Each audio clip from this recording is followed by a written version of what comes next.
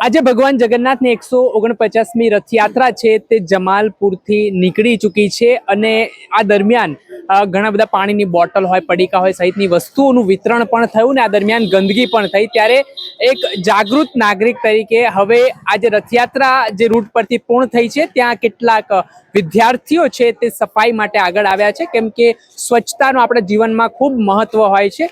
ત્યારે આ મુહિમ જે ચલાવી રહ્યા છે આપણી સાથે જે એમના લીડર છે એમની સાથે સીધી વાતચીત કરીએ। શું નામ છે આપનું? ધ્રુમિલ અખાણી, કર્ણાવતી મહાનગર મંત્રી એબીવીપી। અચ્છા, ભગવાન જગન્નાથની રથયાત્રા પૂર્ણ થઈ છે અને હવે સફાઈમાં યુવાનો જોડાયા છે। પહેલા તો કેટલા વર્ષથી આ પ્રકારે તમે આ કામગીરી કરી રહ્યા છો અને ક્યારે આ વિચાર આવ્યો કે ભાઈ આવું કરવું જોઈએ? બસો અખિલ ભારતીય વિદ્યાર્થી પરિષદ એબીવીપીના કાર્યકર્તાઓ છીએ અને અમે છેલ્લા 2019થી સતત રથયાત્રાની પાછળ જે કચરો પડે છે એ કચરોનું જે છે વિદ્યાર્થીઓ સાથે લઈ અને જાગૃત વિદ્યાર્થી તરીકે સફાઈ અભિયાન જે છે હાથ ધર્યું છે। આ અભિયાનનું જે ઉદ્દેશ્ય છે એ સફાઈનો છે, પરંતુ સાથે સાથે એક વિદ્યાર્થીઓના કચરો વાળતા જોઈ અને જે સામાન્ય જનમાનસ છે, સામાન્ય જનતા જે રથયાત્રામાં જે માણી રહી છે અને એની અંદર પણ એક અવેરનેસ આવે કે આપણે જે કચરો ફેંકી રહ્યા છીએ સામાન્ય વિદ્યાર્થીઓ, નાના નાના ભૂલકા બાળકો જે છે એને વાળવો પડી રહ્યો છે। એટલે એ લોકોમાં પણ અવેરનેસ આવે કે આ કચરો ના ફેંકવો જોઈએ અને રથયાત્રા સારી રીતે નીકળવી જોઈએ। એને એક સારા ઉદ્દેશ્ય સાથે એબીવીપીના કાર્યકર્તાઓ છેલ્લા 2019 7 વર્ષથી અહીંયા આગળ વિદ્યાર્થીઓને જોડે લઈ અને માર્ગ સફાઈ અભિયાનનું જે અભિયાન જે છે એ ચલાવી રહ્યા છે અને આપ સર્વેને પણ રથયાત્રાની હાર્દિક શુભકામનાઓ જે છે એ એબીવીપીના કાર્યકર્તાઓ તરફથી પાઠવી રહ્યા છીએ। અચ્છા ધ્રુમિલભાઈ, આ વિચાર તમને કઈ રીતે આવ્યો? કેમ કે ઘણા બધા લોકો અત્યારે રથયાત્રામાં આવ્યા, પર્વનો આનંદ લીધો, પણ આવી રીતે કોઈ સેવામાં હવે પાછળથી કોઈ ઊભો રહે એવી સ્થિતિ આપણે કોઈ પણ કાર્યક્રમમાં જોવા નથી મળતી। તો તમને ક્યારે એવું લાગ્યું કે ભાઈ કોર્પોરેશન વાળા આવતીકાલે આવે એની પહેલા આપણે એ સ્વચ્છ કરી લેવું જોઈએ? એ જ મેં તમને જેમ પહેલાં પણ કીધું કે એએમસીના લોકો જે છે એ તો સફાઈ અભિયાન કરી જ રહ્યા છે, એટલે અમે આ સ્વચ્છતા જાળવવાનો તો અમારો પૂરેપૂરો આની અંદર ઉદ્દેશ્ય છે જ કે સ્વચ્છતાની પાછળ રસ્તા ઉપર રહે, પરંતુ સમાજ પણ જાગૃત થાય આને લઈને। ચલો એએમસી એકવાર કચરો વાળી દીધો, 2 વાર વાળી દીધો, 3 વાર વાળી દીધો, પરંતુ જ્યાં સુધી સમાજ જાગૃત નહીં થાય, નાગરિકો જાગૃત નહીં થાય, એ જાગૃતતા ફેલાવવાનું કામ જે છે એ આજના વિદ્યાર્થીઓ, આજના યુવાનો જે છે એ રસ્તા પર ઉતરી અને કરી રહ્યા છે અને અમને ઘણા વર્ષોથી ખૂબ સારો પ્રતિસાદ મળી રહ્યો છે। 200થી વધારે વોલેન્ટિયર સ્વેચ્છાએ આજે અમારા એબીવીપીના કાર્યકર્તાઓ તો જોડાયેલા છે, પરંતુ અલગ અલગ કોલેજના વિદ્યાર્થીઓ, એનસીસી, એનએસએસના વિદ્યાર્થીઓ અને સામાન્ય વિદ્યાર્થીઓ જે છે એ અમે જ્યારે આનો પોસ્ટર લોન્ચ કરીએ છીએ અને આની ગૂગલ લિંક બહાર પાડીએ છીએ ત્યારે સ્વાયત્ત એ લોકો સ્વેચ્છાએ આમાં જોડાતા હોય છે અને મુહિમમાં જોડાઈ અને એક લોકોની અંદર જાગૃતતા ફેલાવવાનું કામ જે છે એ વિદ્યાર્થીઓ કરી રહ્યા છે। આપ શું કહેશો? આપના જેવા ઘણા યુવાનો જોયા જે આ પર્વનો આનંદ લઈ રહ્યા છે ને આવી સ્થિતિમાં આજે તમે પર્વના દિવસે હાથમાં ઝાડુ લઈને સ્વચ્છતા માટે ઉતર્યા છો?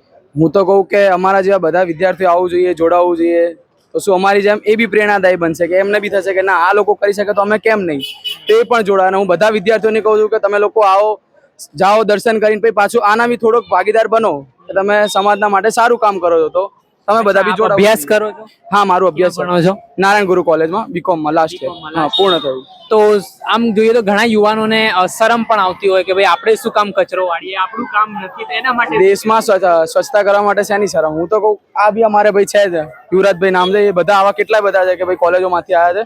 સ્વચ્છતામાં શેની શરમ આવે? ઘરે કચરો કરીએ, સાફ સફાઈ રાખીએ તો બહાર બી કરીએ, એમાં કઈ નથી મોટી વાત, કરવી જ જોઈએ અને બધા જોડાવું જ જોઈએ અહીંયા। તો તમે કેટલા વર્ષથી અભિયાનમાં જોડાયા છો? હું છેલ્લા 2 વર્ષથી।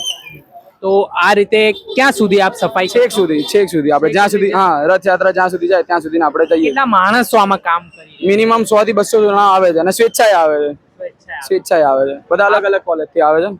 આપ ક્યાંથી આવો? હું લોકમાન્ય કોલેજથી અભ્યાસ કરું છું અને હું 2 વર્ષથી અહીંયા આવું છું।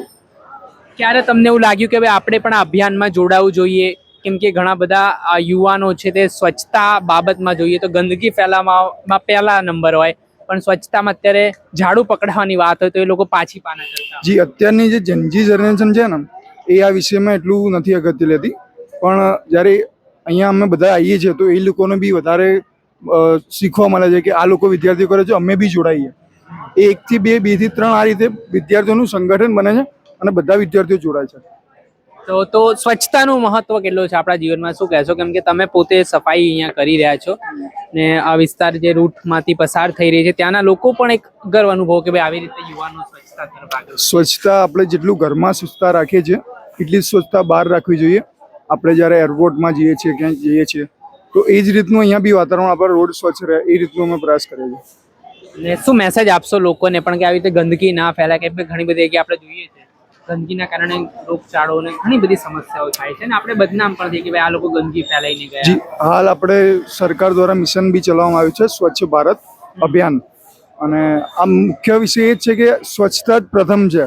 એક પહેલું શ્વાસ, બીજું સ્વચ્છતા, એ જ અમારો તાત્પર્ય છે અને સ્વચ્છ રહે વધુ એ જ અમારો પ્રયાસ છે. ચોક્કસથી આપે એબીવીપીના જે વિદ્યાર્થીઓ છે આ પાક સાથે જોડાયેલા, તેઓ 100 થી 200 જેટલા વિદ્યાર્થીઓ છે તે અહીંયા સ્વચ્છતા અભિયાનમાં જોડાયા છે અને રથયાત્રા પૂર્ણ થઈ ગયા બાદ આ વિસ્તારને કેવી રીતે સ્વચ્છ રાખવો તે માટેના પ્રયાસો છે તે કરવામાં આવી રહ્યા છે. આપ દ્રશ્યમાં જોઈ શકો છો કે આ યુવાનો છે તે આજે પર્વનો દિવસ છે છતાં સ્વચ્છતાને અગ્રિમતા આપીને આ અભિયાન છે તે ચલાવી રહ્યા છે અને આવી રીતે જે આખો રસ્તો છે તેને બને એટલો સ્વચ્છ કરવાનો પ્રયાસ એમના તરફથી કરવામાં આવી રહ્યો છે.